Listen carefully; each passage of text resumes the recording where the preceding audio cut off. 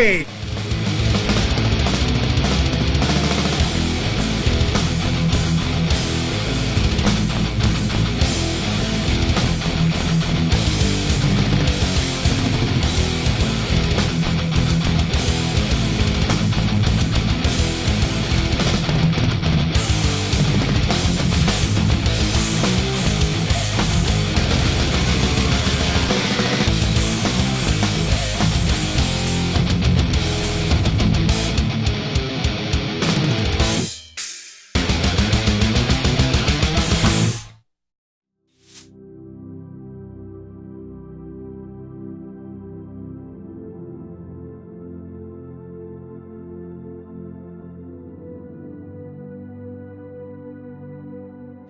After we left Sicily, we went back to England, and we got ready for invasion of Europe. We went on maneuvers. We went on simulated beach landings at night. Were you informed that you knew that you were going to invade Europe at that point? We knew something was coming Okay. up because we figured with all those simulated landings we were making that it had to be for some reason. So we were in England, I don't know, a couple of weeks, I guess, maybe 3 weeks, training. And we loaded on a ship, and I was on the USS Wakefield. I remember the name of the ship. And there were quite a few of us on there. And we took off in the middle of the night, and we ended up right off the shores of Omaha Beach. And we got off the ships and went down these rope ladders on the side of the boat.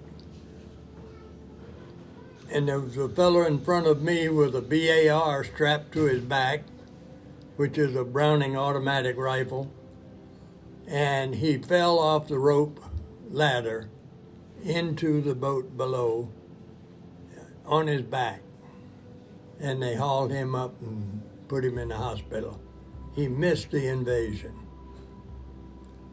So they put us in these little Higgins boats, they call them. Yep. And we flopped around out in the sea for a while, congregating and waiting to get coordinated, you know, to go into the beach in a fashion that was proper. And the water was extremely rough. Everybody was getting sick in the boat, throwing up in their helmets and off to the side and everything else. And we were happy when we got to shore, to be honest with you. And he dropped the plate in front of the boat, and guys started bailing out. As another friend of mine and I were selected to carry in a roll of communication wire along with our rifles. And so when we jumped off of that boat, we jumped into water up to our chest, and we had our rifles up with one hand and a roll of wire with the other hand, and we jumped out into the water. Unfortunately, the machine gun on the shore had honed in on that roll of wire. So we dropped that rascal real quick. And finally got into shore without getting hit, thank goodness. And there was a concrete block on the shore with a cement mixer on top of it that the Germans had used to build the anti-tank barriers out in the water, the concrete crosses out in the water. And we dived behind that rascal. And there were two other guys back there with me. And we sat there and we smoked a cigarette. I was the only one who had wrapped my cigarettes in foil the night before on the ship, and I was the only one that had dry cigarettes. So we sat there and we smoked a cigarette, and every time we'd stick our foot out, the machine gun would kick up the sand, and so we stayed there, I guess, 20 minutes at least. And finally, I started crawling out, and another guy followed me. And we got about, 20 yards down the beach, crawling on our stomach. And we looked back, and that third guy was still behind the concrete block. And we couldn't understand why.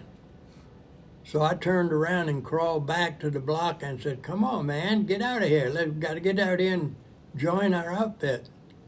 And he says, "You go ahead, and if you see a medic, send him back." This guy had been shot in the leg and never said a word, never uttered a peep, sitting back there smoking cigarettes. So I did. I found a medic and sent him back there to get the guy. And then we went on into shore, gradually up the bluffs in front of us. And I guess the forward advance parties had gotten the German troops out of there by the time we got there. And from then on, it was just keep marching forward and taking prisoners and sending them back to the beach. So you were the second wave? Second wave? Yes. Okay. Yes, I was the second wave. First wave didn't fare nearly as well. I'll tell you, I felt sorry for those guys. They got the full brunt of it.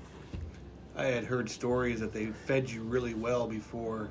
They did. They wanted you to have a full belly. They did. They sure did. It didn't last very long, did it? Yeah. So then it was just, let's see, I guess the next excitement we had was at St. Lo. And I remember a brigadier general got killed at St. Lo. He was right in front of us. He was standing up, observing the sky, looking for American aircraft, and artillery got him, plowed him down. And he was a brigadier general. I forget his name now, but we felt real bad about that. And from then on, it was just, move forward, overtake a section, clear it of Germans, and then move on to another section. And it was, it's quite an experience.